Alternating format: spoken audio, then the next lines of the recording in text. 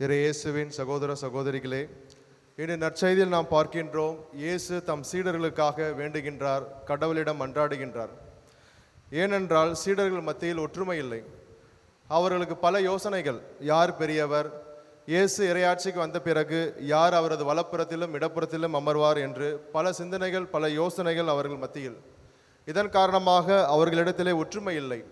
இதை நன்கு அறிந்த இயேசு இன்று சீடர்களுக்காக, குறிப்பாக அவர்களிடத்திலே ஒற்றுமைக்காக கடவுளிடம் மன்றாடுகின்றார்.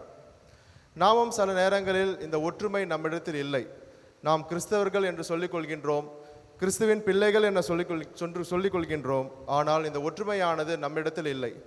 இந்த உலகம் பல வேறுபாடுகளை நம்மளிடத்திலே அள்ளிக்கொண்டே இருக்கின்றது, கொடுத்து கொண்டே இருக்கின்றது. அவர்கள் பெரியவர்கள், இவர்கள் சிறியவர்கள், அவர்கள் பணக்காரர்கள், இவர்கள் ஏழைகள் என்று பல வேறுபாடுகள், பல வரையறைகளை நம்மளுக்கு அளித்து கொண்டே இருக்கின்றது. நாமும் இந்த உலகத்தை கேட்டுக்கொண்டு அவ்வாறு வேறுபாடுகளை நம்ம வாழ்வும் மத்தியில் எப்பொழுதும் அவர்களை பார்க்கும் ஒரு நேரமாக நமக்கு அமைகின்றது. இவ்வாறு செய்தால் நம்மளிடத்தில் ஒற்றுமை இல்லை. நமது ஒற்றுமையானது இந்த வேறுபாடுகளுக்கு உள்ளடங்கி நாம் பிறரை ஒரு கடவுளின் பிள்ளைகளாக என்று பார்க்காமல் அவர்களை ஏற்றத்தாழ்வு, பணக்காரர், ஏழை என்று பார்க்கின்றோம்.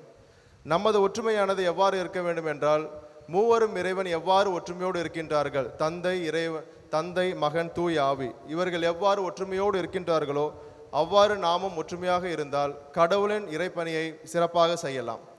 இரண்டாவதாக, இயேசு இறைவேண்டலில் மகிழ்ச்சி நிறைவாக இருக்கும்படி வேண்டுகின்றார். என் மகிழ்ச்சி அவர்கள் நிறைவாக இருக்கும்படி கடவுளிடம் வேண்டுகின்றார். எது இயேசுவின் மகிழ்ச்சி? ஏன் இயேசு இவ்வாறு அவருக்கு மகிழ்ச்சி இருக்கின்றது? எதை கண்டு அவர் இவ்வாறு மகிழ்கின்றார் என்று பார்த்தோமானால், இயேசுவின் மகிழ்ச்சி என்னவென்றால், கடவுளின் திட்டத்தை நன்கு அறிந்து அதன்படி இறுதி வரை செயல்பட்டார். அதனால்தான் அவர் இவ்வாறு மகிழ்ச்சியாக இருக்கின்றார். அந்த மகிழ்ச்சி நம் அனைவரிடம் இருக்க வேண்டும் என்று கடவுளிடம் மன்றாடுகின்றார். பல நேரங்களில் நாம் கடவுளின் திட்டத்தை எண்ணி செயல்படுவதில்லை. அதன் விளைவாக நம்மளுக்கு மகிழ்ச்சி இல்லை, குடும்பத்தில் சமாதானம் இல்லை. ஆனால் இன்று கடவுளின் மகிழ்ச்சி நம்மில் என்றும் இருக்கும்படி இயேசு கடவுளிடம் வேண்டுகின்றார். அந்த மகிழ்ச்சியானது எவ்வாறு இயேசு கடவுளின் திட்டத்தை அறிந்து செயல்பட்டாரோ நாமும் அவ்வாறு கடவுளின் திட்டத்தை அறிந்து செயல்பட்டார். அந்த நிறைவான மகிழ்ச்சி, இயேசு எண்ணுகின்ற நிறைவான மகிழ்ச்சி நம்மளிடத்திலே இருக்கும். மூன்றாவது, அவர் தீயனிடமிருந்து நம்மை காத்தருள வேண்டுகின்றார். தீயவர்கள் பல நேரங்களில் நாம் சொல்கின்றோம், அவர்கள் வெளியில் இருக்கின்றார்கள். ஆனால் தீயவை, இந்த தீயோன், சாத்தான் அனைத்துமே நம்மளிடத்தில் இருக்கின்றது. இந்த தீயோன் என்று சொல்லும் பொழுது நான் ஒரு 3 தீய சக்திகளை நான் மிகவும் உண்மையாக நம்புகின்றேன். அதாவது கோபம், ஆங்காரம், சுயநலமான வாழ்க்கை. இந்த கோபமானது ஒரு சாத்தானின் சூழ்ச்சியாக நான் பார்க்கின்றேன். இந்த கோபம் நல்லது என்று கெட்டது என்று பல பேர்கள் சொல்லுவார்கள். இந்த கோபம் எந்த நோக்கத்துடன் வருகின்றது என்று நாம் உற்று பார்க்க வேண்டும். ஒரு உண்மைக்காக நாம் கோபப்பட்டால் அது தூய ஆவியின் தூண்டுதலாக அந்த கோபம் நன்மையாக அமையும். ஆனால் அந்த கோபமானது நமது சுயநலத்திற்காக கோபப்பட்டால் அதன் விளைவு பாவம்.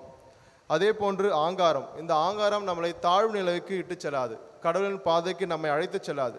நான் பெரியவன், நான் புனிதன், நான் எந்த தப்பும் செய்யவில்லை. பல நேரங்களில் பாவசங்கத்தில் அனைவரும் வந்து சொல்வார்கள், எனக்கு எனது பாவங்கள் அனைத்தும் மறந்து போய்விட்டன, நான் எந்த பாவம் செய்யவில்லை என்று சொல்வார்கள். ஸோ இவ்வாறு சொல்களில் நாம் ஆங்காரம், நமக்கு முக்கியத்துவம் கொடுக்குறான்னு நாம் பார்க்கின்றோம். மூன்றாவதாக சுயநலமான வாழ்க்கை. என் குடும்பம், என் பிள்ளைகள், என் வாழ்க்கை. ஒரு சுயநலமான ஒரு பொது வாழ்வில் வாழாமல் எல்லாம் எனக்கு தேவை, நான் மட்டும்தான் உலகத்தில் வாழ்கின்றேன் என்று எண்ணுவது சுயநலமான வாழ்க்கை. இது கிறிஸ்துவர்கள் பிள்ளையாக வாழ்வதற்கு இது நம்ம வழிவகுக்காது. நமக்கு மீட்பு கிடைத்தால் மட்டும் போதாது, மற்றும் பிறரை மீட்பு பாதைக்கு அழைத்து செல்ல வேண்டும். அதுதான் கிறிஸ்துவ வாழ்க்கை, கிறிஸ்துவ பிள்ளைகளாக வாழும் என்ற அர்த்தத்தை நாம் ஏற்படுத்த வேண்டும்.